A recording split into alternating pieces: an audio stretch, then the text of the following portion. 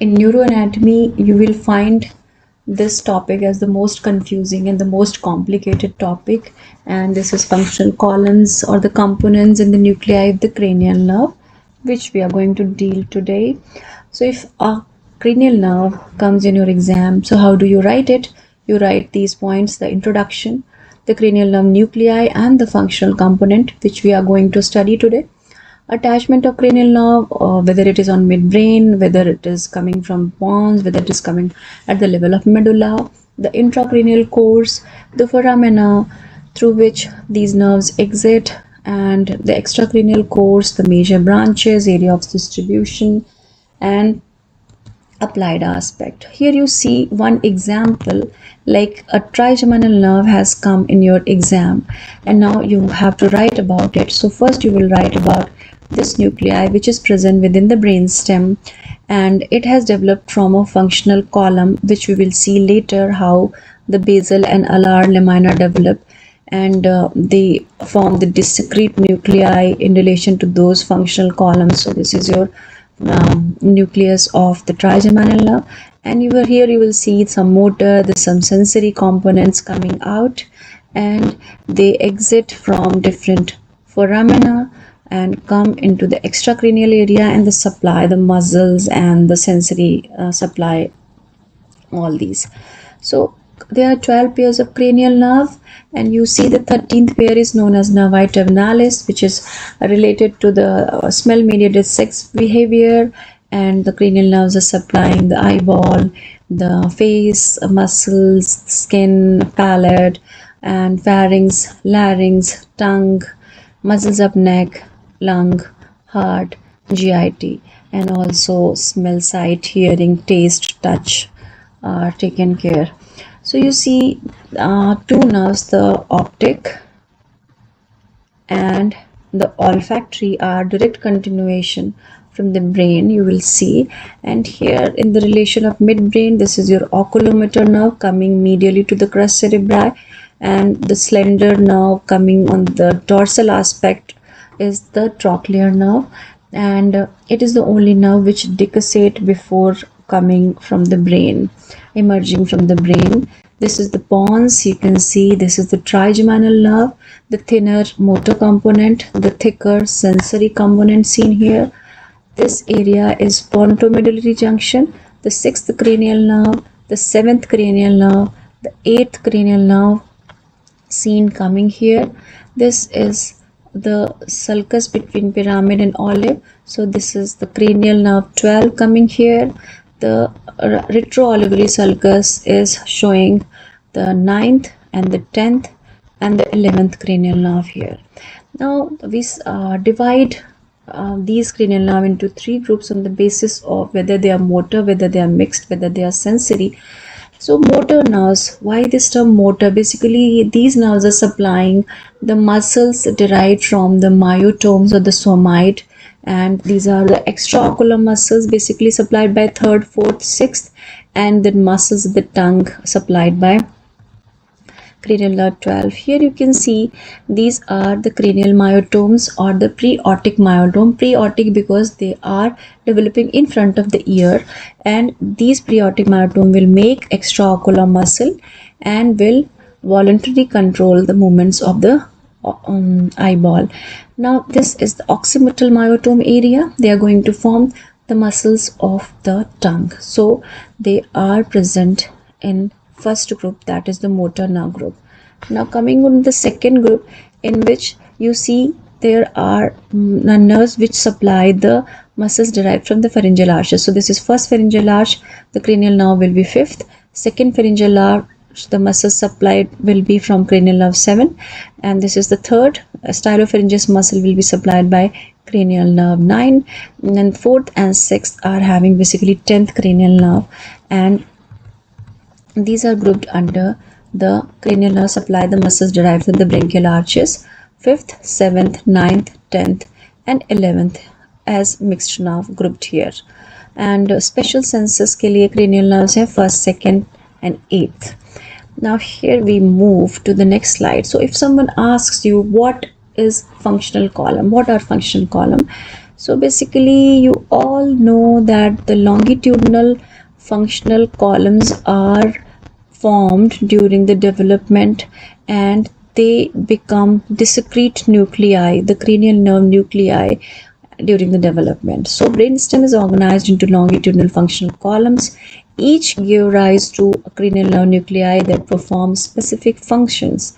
And what are those functions? It can be motor, can be sensory, it can be mixed. So cranial nerve are originating from nuclei and these nuclei are originating from the functional columns. Now this is a diagrammatic representation to show the nuclei present within the brainstem.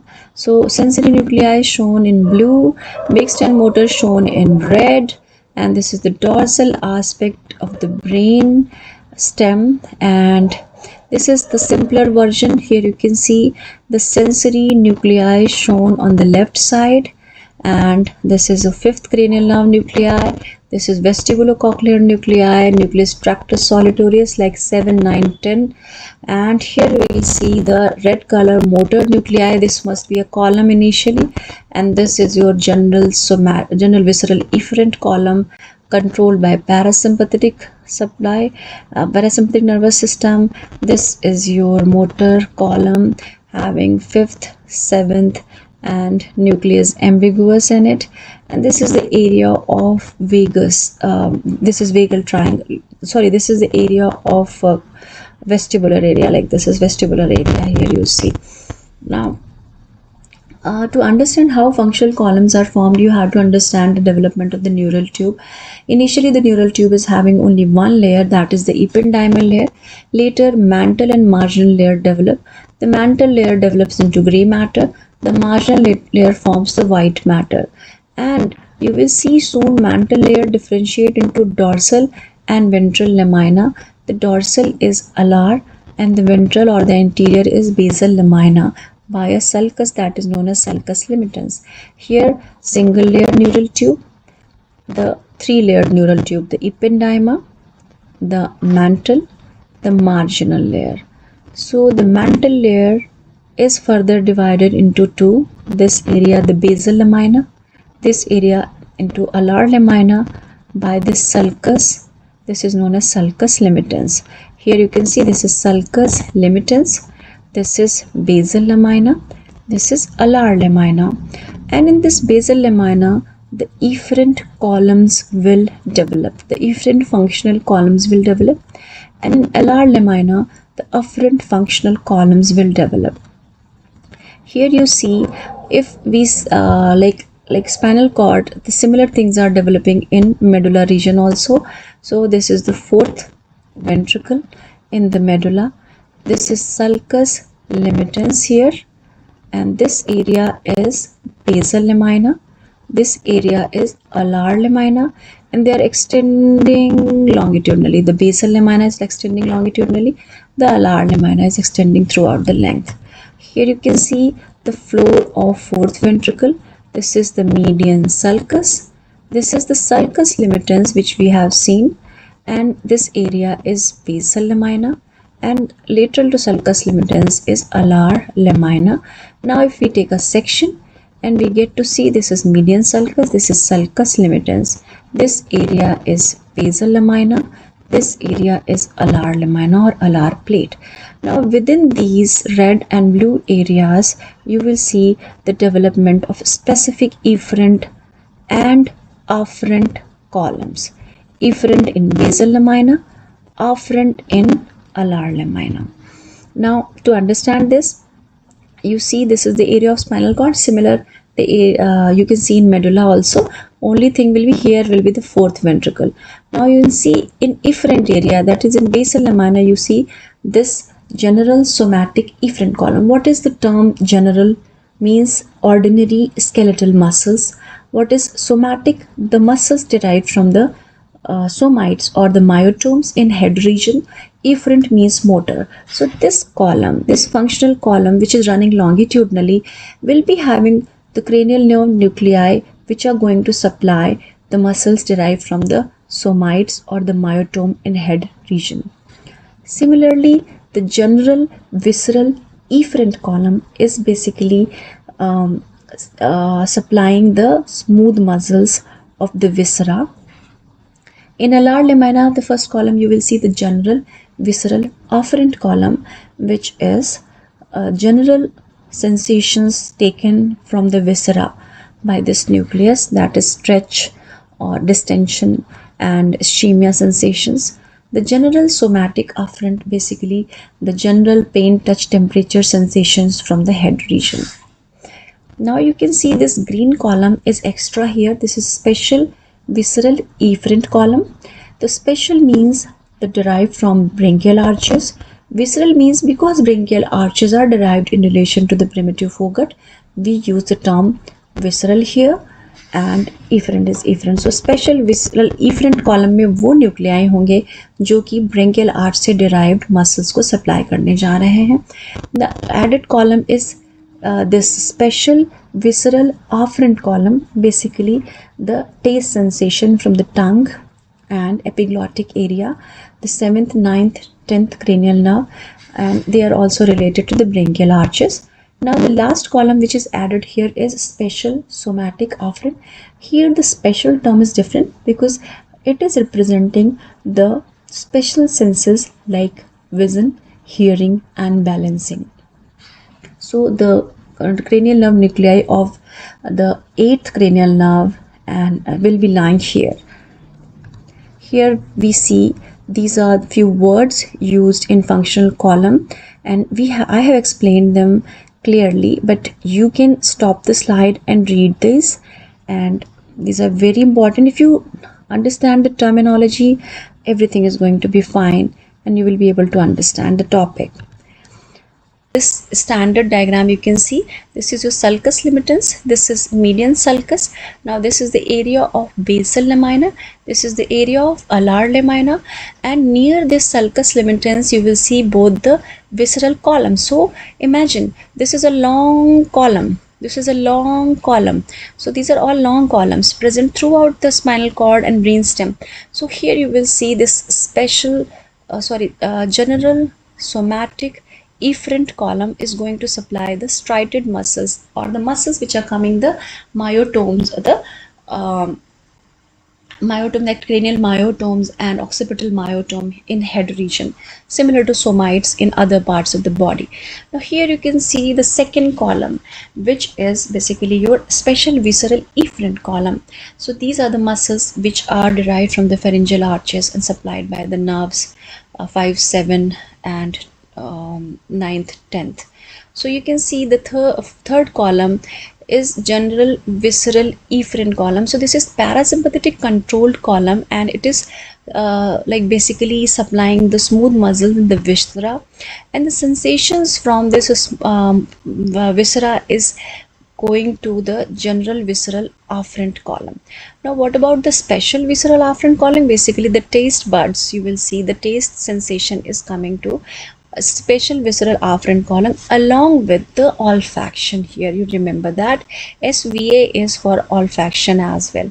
Now you can see the general somatic afferent column is the trigeminal nucleus basically, and you can see the skin area of the face, the pain, touch, temperature, the general sensations are being carried by this. Now here you can see the last one. Here is the special somatic afferent. The special means the hearing, the balancing and the vision is the nuclei related to these things will be lying in this column. Now this simple diagram is going to explain everything, and if you are able to draw this diagram, learn it well, you're able to solve most of the MCQs and solve the cranial nerve questions as well. So this table is basically showing the midbrain, pons and the medulla. Why we have written all these things? Because we know the different nuclei of the cranial nerves are lying in different areas of the brainstem. Now these are the columns, you know, this is the general somatic afferent column. It is long, but we have cut it. Okay, so this column in further development is going to form the nuclei. So this general somatic efferent is supplying the muscles which are coming from the myotomes. Okay, so the cranial myotome and the occipital myotome. So the cranial myotome is developing into extraocular muscles. So third, fourth, and sixth cranial nerves are supplying the extraocular muscles, and the 12th cranial nerve is supplying the muscles of the tongue. The special visceral efferent. Think about it. What is a special? The branchial arch derivatives. What is visceral? Because branchial arch is related to the foregut, primitive foregut. What is efferent? Motor. Now you can see the first pharyngeal arch nerve. The seventh nerve is second pharyngeal arch nerve. Third pharyngeal arch nerve is ninth, and fourth and sixth pharyngeal arch nerves are 10th. Here 11th cranial part of 11th nerve is also added here, because palate, soft palate, pharynx is also being supplied by this. So you can see this bundle of these nuclei is known as nucleus ambiguous, because it is named nucleus ambiguous because it is not very clearly seen in the region of medulla, though it is present throughout the length, but in sections it is not very clearly seen. And now coming on to the general visceral efferent column. This column is a bit special because it is parasympathetic control. It has a parasympathetic control over it, and basically there are few parasympathetic ganglion we have talked about, so they will be related here. So this is the Edinger vestibule nucleus. This is visceral oculomotor nucleus, and the preganglionic parasympathetic fiber arising from this nucleus will reach to the ciliary ganglion by the way of oculomotor, and they are going to supply the sphincter pupillae. This is your lacrymatory nucleus. The middle one is superior salivatory nucleus, and the lower one is the inferior salivatory nucleus. So basically the lacrimation and the superior salivatory nucleus is related to the submandibular ganglion and going to help through the nervus intermedius and geniculate ganglion, the facial nerve via chorda tympani. Like this route is followed for the salivation in submandibular gland. So superior salivatory in relation to the submandibular gland, and the preganglionic fibers from the lacrymatory nucleus reach to the pterygopalatine ganglion. So the upper one, that is lacrymatory, is related to the pterygopalatine ganglion. The superior salivatory is related to the submandibular ganglion.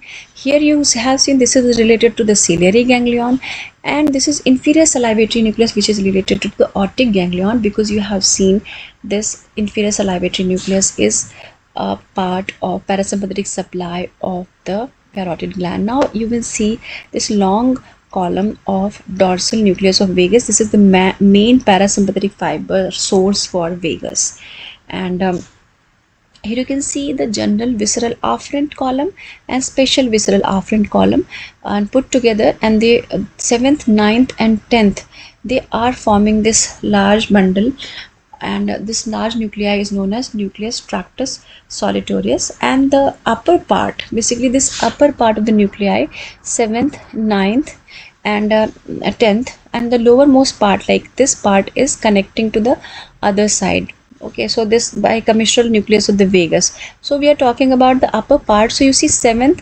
9th and 10th, they are going to supply basically the taste sensations. Now the 7th, 9th, 10th, 7th is taking from anterior 2/3 of the tongue and posterior 1/3 from 9th nerve, posterior most or the epiglottic area or the root of the tongue, the 10th cranial nerve. So these are the sensations which are carried by these nerves. So lowermost part, if you see this area, is basically the general like the area which is communicating, or the commissural nucleus of the vagus. Now here you will see the general visceral sensations of 9th and 10th in lower part are basically from pharynx, esophagus and most of the part of the GIT up to right 2/3 of the transverse column. So you see this part, lower part, is basically 9th and 10th in lower part are supplying the pharynx, taking sensation from pharynx, esophagus and GIT. Now you will come to this, and this is also known as gustatory nucleus, because you see the taste is main part of SVA. Now what is about GSA, general somatic afferent column? So it is having 3 parts here. This is basically the trigeminal nucleus. This huge nucleus is trigeminal nucleus. At the region of the pons, this is the chief nucleus, and it is the mesencephalic nucleus. The mesencephalic nucleus is lying in midbrain, that's why named so, and it is very unique because this is the only place in central nervous system which contains the cell bodies of the first order neurons. Elsewhere, this you can see the second order neuron. And basically the mesencephalic nucleus is related to proprioceptive, like receiving the proprioceptive impulses from the muscles of mastication, TM joint, so jaw reflex here.